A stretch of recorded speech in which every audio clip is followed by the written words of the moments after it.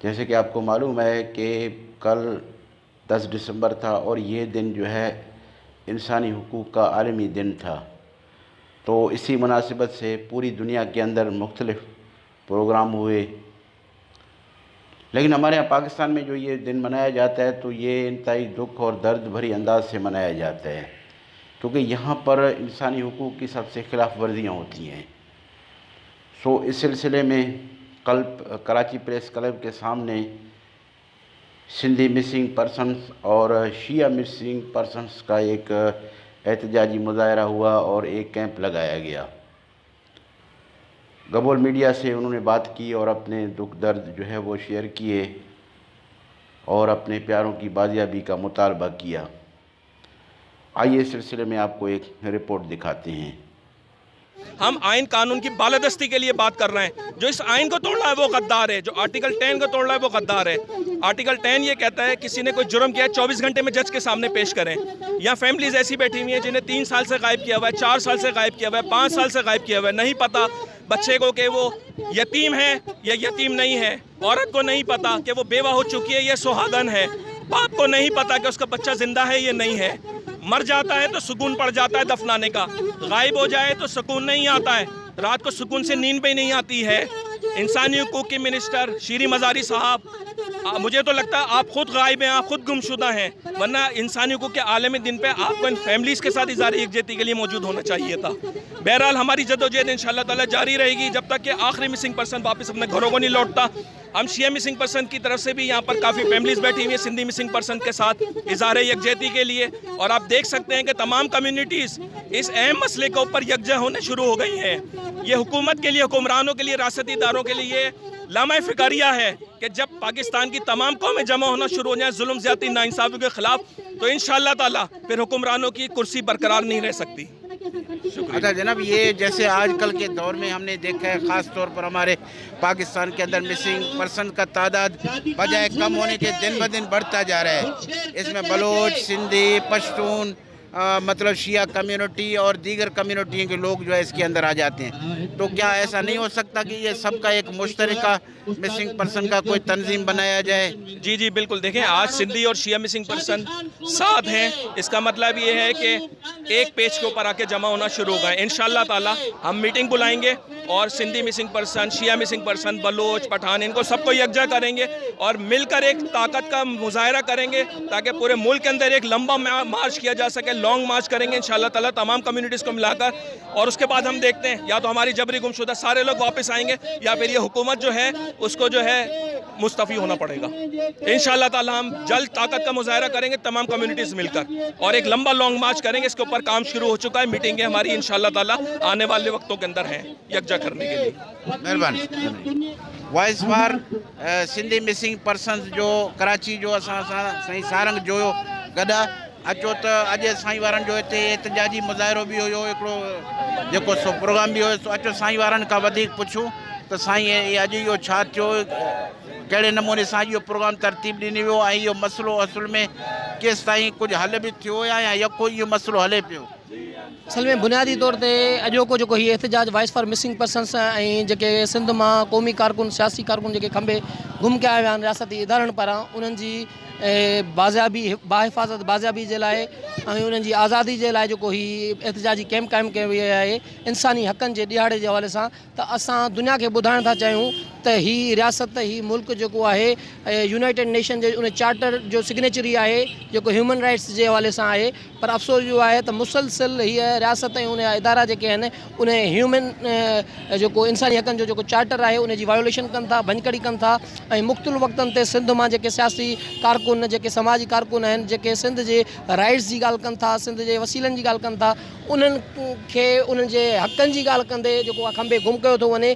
सो असांजो अॼोको हीअ एहतजाज करण जो मक़सदु बि आहे त इंसानी हक़नि ते दुनिया खे ॿुधायूं त हिन जो जेको ॿिटो रवैयो जेको आहे उहो ज़ाहिर थिए त बाबा तव्हां हक़ घुरण ते असांजा माण्हू खंबे गुम था कयो वञो। तव्हां रेमन डेविस खे त छॾे सघो था जेको सरेआम क़तल करे गुम थी थो वञे, या तव्हां राज एजेंट जेको आहे उन खे त एतिरी रसाई ॾेई सघो था, काउंसलर रसाई उन्हनि जी फैमिली सां मिलण सां, पर जेको तव्हां जे हिन रियासत जे हिकिड़े में मौजूदु माण्हू आहे उनखे तव्हां ईअं खंभे घणी गुम करे था छॾियो जंहिंखे ज़ाहिर में नथा कयो जेका इंसानी हक़नि जी लताड़ब आहे त कानून जी लताड़ब आहे। जेकॾहिं तव्हां पंहिंजे कानून खे मञो था त उन कानून में लिखियलु आहे त तव्हां केॾो वॾो ॾोह छो न कयो हुजे तव्हांखे 48 कलाकनि जे अंदरि कोर्टनि में पेश करिणो आहे।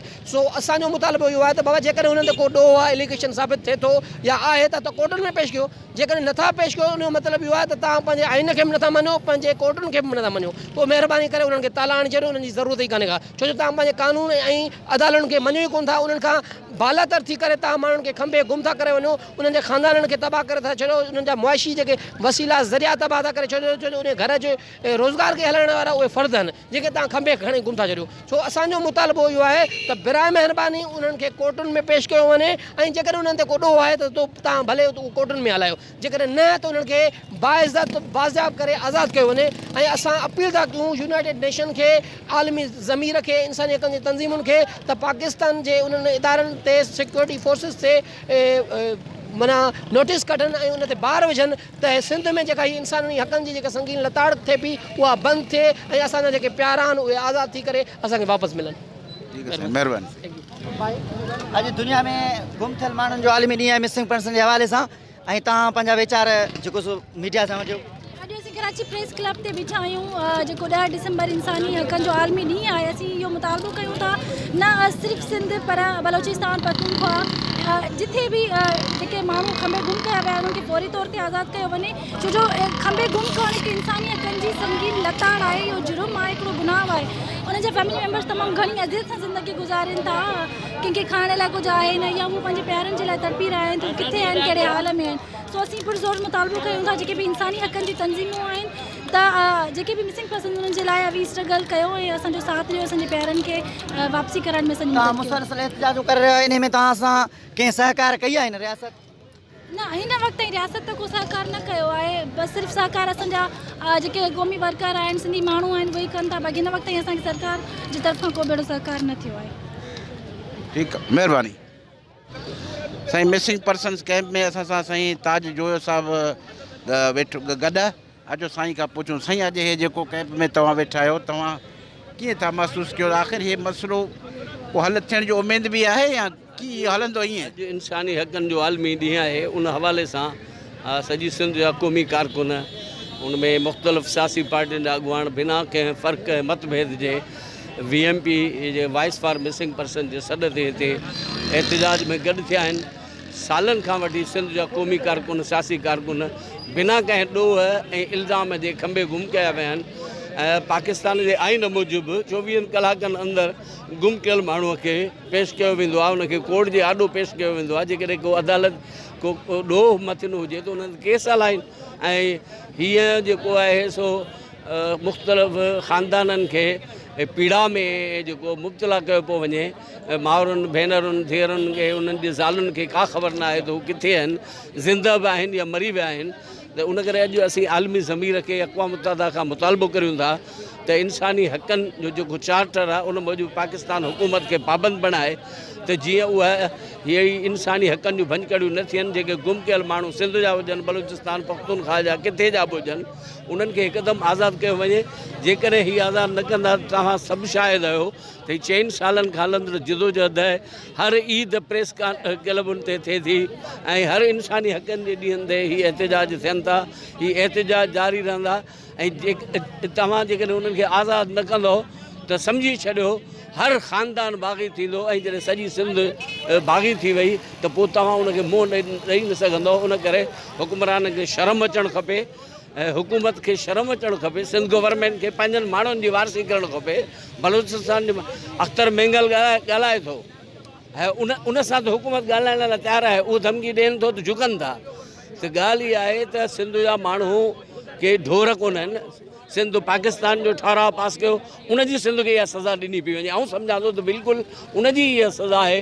उन करे ईअं न कयो त सॼी सिंध जा माण्हू तव्हांजे ख़िलाफ़ु थी वञनि। ऐं असीं इंसानी हक़नि जे तंज़ीमुनि खे गुज़ारिश कयूं था त पाकिस्तान गवर्नमेंट जे खे मुंहं जो भूंडो ॾिए त जीअं उहे हिननि खंभे गुम कयल माण्हुनि खे आज़ादु कनि। ॿी सूरत में हीअ तहरीक सिंध जे घर घर पकड़ी वेंदी ऐं उनखे रोकी न सघंदा। ठीकु आहे महिरबानी। Voice for missing person Sindhi missing person J camp में साईं असलम खैरपुरी असां सां गॾु ऐं साईं बि अॼोकी इन एहतजाज कैंप में शरीक रहियो। अचो त साईं जा ख़्यालात इन सिलसिले में पुछूं। साईं मुंहिंजा ही अॼु सॼी दुनिया इंसानी हक़नि जो आलमी ॾींहुं मल्हाए पई। असां बहितर सम्झो त हीअ रियासत जेका असांजा बुनियादी हक़ हड़प करे पई, कंहिं क़िस्म जो कंहिं माण्हू खे इंसानी जे बुनियाद ते को बि हक़ ॾियण लाइ तयारु न आहे। इन करे बहितर आहे त असां पंहिंजो आवाज़ु दुनिया जे आवाज़ सां मिलायूं ऐं पंहिंजे हिन आवाज़ खे आलमी आवाज़ बनाइण जे लाइ ऐं सॼी दुनिया जेको अॼु इंसानी हक़नि जो आलमी ॾींहुं पई मल्हाए, पर असीं इंसानी हक़ घुरण लाइ जदोजहद करण जे वास्ते अॼु जीअं सिंध क़ौमी मां सॼी सिंध में कराची समेत एहतजाज जो सॾु ॾिनो। अॼु ई वाइस साहब मिसिंग पर्सन पारां खंबे गुम कयल क़ौमी कारकुननि सिंध जे बुनियादी हक़नि जी लताड़ ख़िलाफ़ ही एहतजाजी बुख हड़ताल रखली, जंहिंमें शरीक थी ऐं उहो एहतजाज असां नोट करायो आहे। पर हिन रियासत खां न बल्कि असां दुनिया जे आवाज़ में आवाज़ मिलायो त असां सां सिंध सां नाजाइज़ियूं थियनि पियूं, उनजो तदारक